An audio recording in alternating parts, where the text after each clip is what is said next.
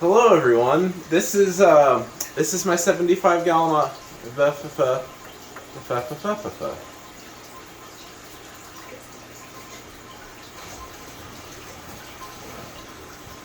Hello. This is my 75-gallon planted aquarium. It's okay. It doesn't look great.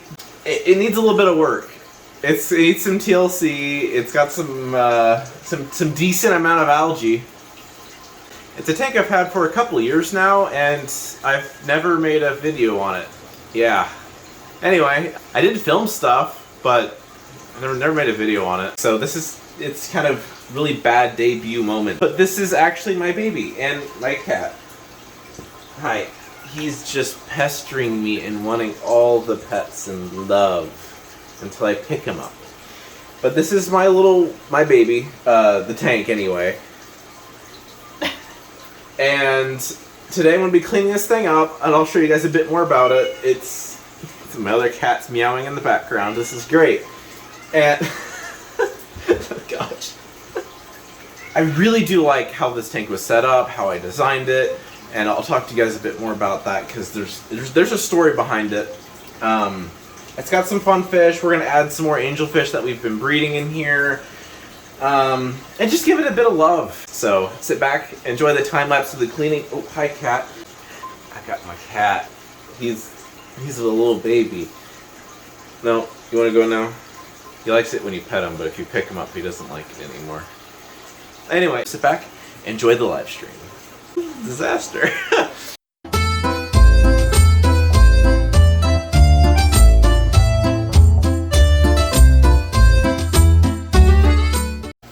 I'm going to do my maintenance a little bit out of order than I normally would. I usually clean the glass last just because it gets all dirty, and I like to do it when there's less water in the tank. But just so you can see what I'm doing, I'm going to try to clean this off a bit first. With any of my tanks that are a bit older, I usually get a lot of green spot algae on the glass. So I'll probably take a razor blade and scrape some of that off. And then what I'm going to do is once I get that cleaned off, I'll start draining it. I'll start messing around with some of these rocks. So these rock piles, this is all, most of this is lava rock. And you can kind of see here where it hasn't fallen away, like super bad. The rocks were originally built up to hide the pots. So all these pots have aqua soil in it, and the plants are inside the pots. And then I built up these piles of lava rock to hide them. And over time, they've just kind of fallen away. I've had to take some other rocks out of here for my mountainscape.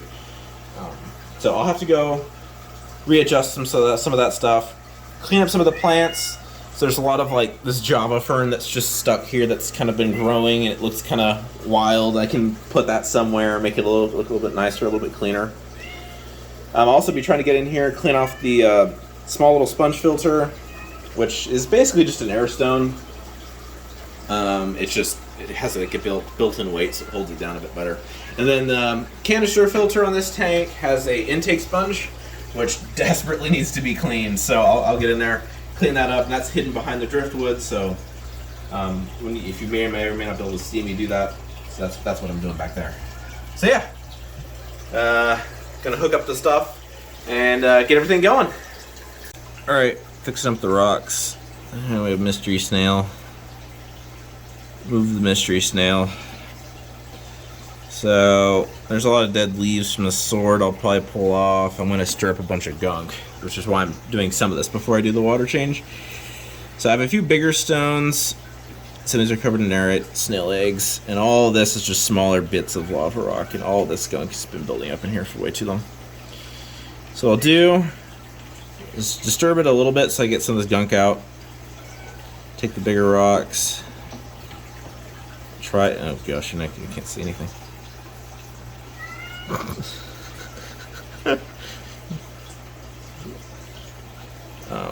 But more or less, I'm just taking these smaller rocks, kind of grabbing them, dropping them over the gap. I have a few extra pieces from some previous projects. This is like some extras from the mountainscape and stuff. And so I can take some of these pieces. Anything that's kind of big, flat, that sinks is really good. So one of these I grabbed floats. So usually it looks better if you do bigger stones on the bottom, but the big ones are the easiest way to hide this stuff from the front. And I may not be able to hide it all the way, and I'm okay with that. I can live with it. So take some of these, fill in some holes. It's gonna make a mess, which is fine. I haven't cleaned this stuff out in a bit. There's a lot of plant pieces. And then I'll take... So I know there's... we have some cichlids in here that use these caves, and so I kind of want to leave these or try to find a way to integrate them. So what I'll do is what I've done with other pleco caves. So I'll create like a spot where I want it to go. I'm going to destroy some of the rock work that I just did. And so I'll pull a bunch out and pull it into a pile. So I'm trying to create a little spot for this to sit. Preferably as close as I can get to the pot, because then it's easier to hide everything. And you can't see anything, so maybe what I'll have to do is you'll just have to take my word for it, then I'll show you when it's actually done. So I'll take the pot, or sorry, the cave, kind of line it up with the edge of the rocks. So it's hard to see, but with this rock pile that's right here, just kind of where my hand is, I'm trying to line this up with the front of that, and I'll take the rocks and kind of cover the cave. So I have the benefits of a cave, but then it doesn't look terrible in the tank, or at least as terrible. It'd be better if this was a little bit darker. And that's all there is to it.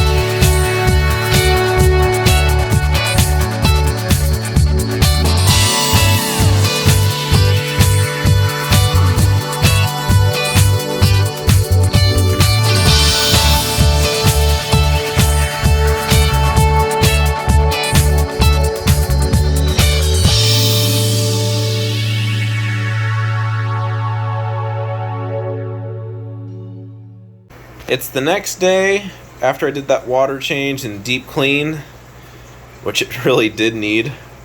I moved some of the rocks and I played around with it a bit. It's not perfect, and I think now that it's clean and clear, I can hopefully go in and fix the last bits of it up. I added these koi angels. There's about 8 to 10 in here, I think. This one's not really a koi, but it's from the same spawn. Why would you do that? You're not supposed to be up there. Come here. Come here. Come here. You needy little boy. Oh gosh. Okay. Sorry, where was I? I was talking about angelfish. Oh yes. So these are all angelfish I've bred. Except for these black ones. These are some blue Pinoy parabis. There's the female. She's a bit beat up. The male has been he's been pretty mean. I've had issues with him before, but he's just so pretty that I can't rehome him because his blue, I'm gonna try to grab the light so you can see some of that blue in his fins. Hopefully you can see a little bit. So this is the tank. It's 75 gallons. The substrate is all black sand. This is, I think it's the Sea Chem. It's not the fluorite black sand, but it's from that same brand. And all of this here is lava rock, and then behind the lava rock are a whole bunch of different sizes and types of pots.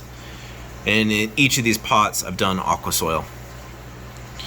So this most of these are pretty full of plants, but you can probably see this one. Let me see if I can get that. Yeah, you can see in there. It's a couple, like an inch or two below the top of the lip on this one. But this one's full of crypts. And the reason I did the pots like this is so I could keep bigger fish, like bigger catfish, Coriodoras, things like that, in a tank with lots of live plants and aqua soil, and not create a giant mess. Because if I have all those digging fish and stuff, then they'll just, and the whole substrate's aqua soil, they'll just stir it up and make a huge mess. So I wanted to try putting it in pots, and it's actually worked quite well. There are a few Coriodoras in there. There's one in the back, but no plecos in here right now. Oddly enough, when I set it up, I originally did it for plecos and angelfish, and I had problems with the angelfish being too aggressive with the plecos, so right now there's no plecos, and now there's just angelfish. But it's still a really cool design. I still really like it. I think it's fun. So we'll get down here and show you some of this. Then I have, these are some pleco caves I had for the tank originally that are built into the rock walls, which originally did have a purpose. And then this huge plant right here, I kind of trimmed this way back, got rid of all the dead leaves or half dead leaves. I missed a couple, but it's a red Reuben sword. I've had it for many years. I had this before I set up this tank. It was in a previous tank. It's like a 5-6-year-old plant, maybe older. Oh gosh, I don't know now. And it looks like it's split in this pot. You can see like the two centers. I'm not sure if I'll be able to, like, maybe at some point I'll pull this whole pot out and split it, but that'll be a whole lot of work. So I have some brown crypts. There's some green wind deadeye, I think, in here. It's kind of all gotten mixed up a bit. And then I added a pot with some jungle val. This piece of driftwood is also ancient. I've had it in multiple tanks. Some of these are quite old. Go back to some of my very OG videos. And it's got some really big pieces of Anubias. Some of these are, I think some of this is probably some gold coin, some Nana. I think I have a little bit of Nana Petite in here somewhere. Let me see if I can find some of there's some other Anubias. I wonder if I accidentally buried it. I hope I didn't do that. But yeah, it grows Anubias quite well. There's some Java fern up here on the top, and that occasionally does well. Sometimes it does, sometimes it doesn't. Depends on kind of where I'm at and what the water's doing. And I also have these Julidachromis. I don't remember what type or the exact species, so I'll have to get that name and put it in here. There's a group of those I got from someone local. They're gorgeous. They look so good in this tank. They kind of fill a similar niche to something like an Episto or something, but they're quite a bit easier to keep, and they look really pretty, so I'm pretty happy with that. The scape itself is done very deliberately, and I know it's not the best looking tank. This is not really supposed to be like, award-winning aquascape. It's kind of a balance of like a fun display tank for big fish, but done in a way that's also mobile. When I did this tank originally, I knew I was going to be moving within like a year, and I didn't want to wait a year to set this tank up. So I decided to come up with a way to aquascape a tank that can be easily disassembled and moved. And this is what I came up with, was doing, a few big pieces of driftwood, just simple black sand on the bottom, just random piles of lava rock and pots. And it's super easy to disassemble. I mean, it's just going in here, grabbing up rocks, taking the pots out, catching fish, and the whole thing can get disassembled in like, you know, half an hour. And it's really quick. And in terms of transportation, it worked really well. Like getting this tank and moving it, resetting it up is quite easy. And what's also cool is because all these plants are in pots and none of the rocks are glued or anything, I can pull all this out and change it and make a tank that looks completely different in like an afternoon. And I love that versatility. And I really want to try something similar to what I've done here on an even bigger tank. You know, like a 125 or a 180 or something, you know, where you just have even more space, like just figuring out all the cool ways you can rearrange everything. It's like creating your own puzzle pieces and then piecing it together. And the fish love it. I mean, it's great because I can have this pot of crypts. I can move this entire pot of crypts to the other side of the tank, and I don't have to wait for them to readapt and grow. They're just going to keep going like they've been doing. And that's just so cool, just to have this whole pot that can grow and not get disturbed whenever I have to move. And the fish just, they look so good. Yeah, so there's a lot of gunk in here, you know, around these rocks, all just this decomposing plant matter that I just couldn't get out. And it'll take some more time, just doing some regular water changes and maintenance just to keep this tank, get it even cleaner, add some more fish. I really want to do more cardinals. Catfish, yeah. Equipment on this tank is pretty basic. There's a heater back here. Pull around. So the heater's back here, small little sponge filter, mostly just as an air stone because this tank's so well sealed. I had issues with oxygen in this tank, and so it's just make sure there's plenty of oxygen in the tank. So the big intake sponge on the canister filter, and the canister filter is it's a Fluval, I think a 407 or something like that. I have a Pothos here on the top of the tank. Lighting is pretty basic. This is an Aquatop light. I'm pretty sure this is an Aquatop light. It doesn't say anywhere on here, I don't think. But it's a 4-foot I think this is a 4-foot Aquatop light. Yeah, it is. It says Aquatop there. Just in case you can't see. And then I think this is one of the Marineland lights. This is what came with the tank when I got it. I left it on here. It really doesn't do much. Should I replace it with something that actually lights up the tank? Probably.